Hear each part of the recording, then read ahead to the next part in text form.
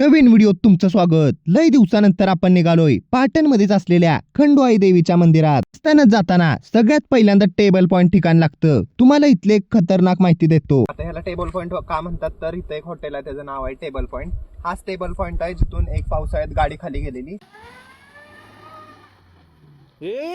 पाऊस जाऊन आता याची वेळ झाली, पण सुरक्षेसाठी तर काहीच नाही। आओ जाओ घरीच तुम्हाला। अजून एक फेमस गोष्ट म्हणजे इथला ह्यो VIP दगड जे पण इथं येतं ह्याच्या संगनच फोटो काढतं। व्हिडिओत बघून तरी काय आपल्याला कळणार नाही। विज्ञानाचा व्हायचा आधार घेऊया, प्रॅक्टिकलच करून बघूया।